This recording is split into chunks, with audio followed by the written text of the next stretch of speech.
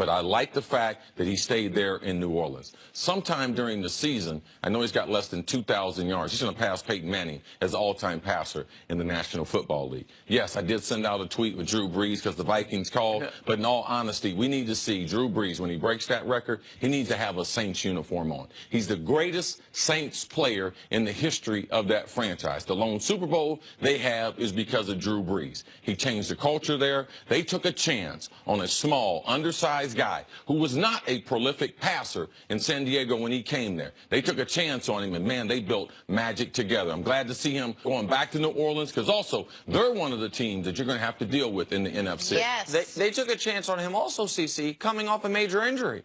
An injury that made Miami Well, that was the only chance. Well, correct. But he was not, when he went, even absent the injury, he, like you mentioned, he was not Drew Brees, the way we think of him now, leaving San Diego. He was a good quarterback available. The same offseason, Dante Culpepper was available. It looked like he was going to go to Miami. Miami's doctors don't clear him. They go with Dante. Nick Saban goes with Dante. And, the rest is a sliding doors moment in NFL history. As far as Brees, he is supposed to be a Saint. And the Saints knew that he felt he was supposed to be a Saint. And I think he probably could have squeezed a few more dollars out of this. But what Brees knows is this. While he's not going to play for free, and $27 million is a lot of money, he also knows the only reason Drew Brees is not, because you mentioned it, he's going to throw for more yards than any player in the history of the league. The only reason when we talk about the Mount Rushmore of quarterbacks, the truly top 5 guys of all time, that Brees is in that next tier down, is because he only has the one championship. Like, Drew Brees knows this team is good enough to compete for a title. He knows that if he were to squeeze every last dollar out of this, it might hurt their ability to compete for a title. And if all of a sudden Drew Brees becomes 2-time Super Bowl champion Drew Brees, you start looking at him versus John Elway. You start looking at him versus Steve Young. You start looking at him versus some other guys differently than you probably do right now. And plus, unlike other teams right now in the NFC, which they need a lot of help and a lot of holes to plug, the Saints did really well last year. So bringing Brees back, they can kind of pick up where they left off. No, they had no choice. They had no plan B or plan C. It was to sign Drew Brees. The contract language was a little bit difficult, but they got it done. All right, Packers made news yesterday saying goodbye to Jordy Nelson, who had been there since 2008, and hello to Jimmy Graham, who had spent the last 3 seasons catching passes from Russell Wilson out in Seattle. Jimmy, for Jordy, Nick, are the Packers surrounding Aaron Rodgers with enough talent? Listen, I think they got marginally better with this move. If you can, I know it's not a trade, but if you just consider it, they basically took money that could have been allocated to Jordy Nelson, gave it to Jimmy Graham. I think Jimmy Graham right now at this stage of his career is slightly better than Jordy Nelson. I don't think Jordy Nelson has been the same player, the perennial Pro Bowler that we saw pre-ACL, post-ACL. You've seen his yards per catch go from 15 and above for 4 straight seasons, to 13, and then last year less than 10. Part of that, of course, is Aaron Rodgers wasn't out there, but he's not as explosive as he once was. But Jimmy Graham also hasn't been the dominant force he was in New Orleans in a few years now. He's still a very good red zone threat. He's still a guy that can go up and get the jump balls. But when you saw him dominating in New Orleans, CeCe, he averaged 138 targets per year. They were feeding him the football. They stopped feeding him to that level in Seattle, and you saw the production drop dramatically to where he only had 1 season in Seattle of more than 600 yards receiving. So I think they got marginally better. I don't think they got much better, and I'm very curious how Aaron Rodgers feels.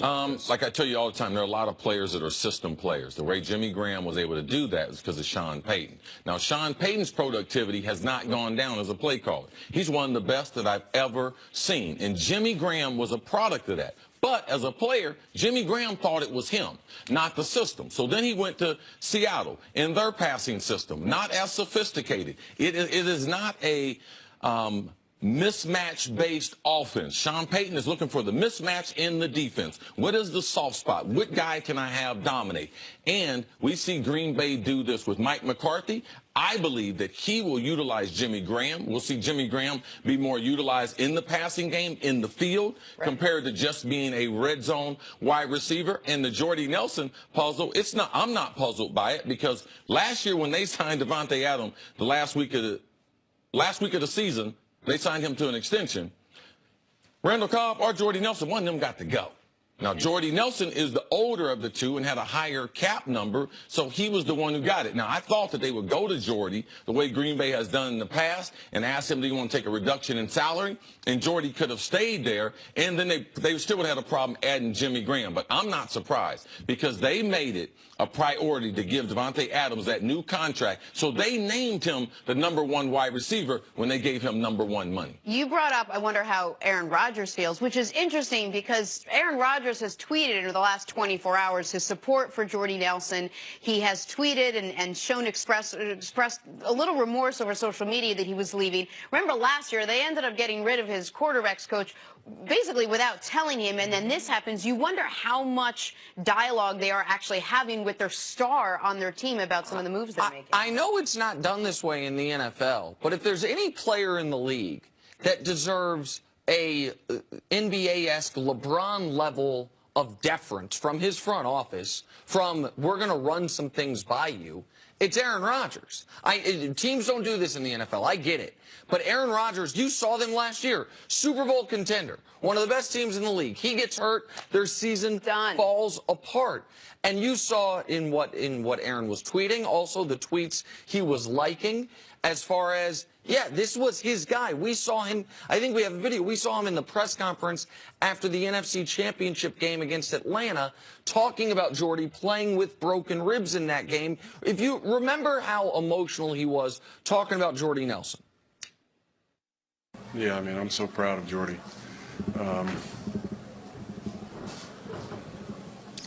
mean, it's incredible that he was out there.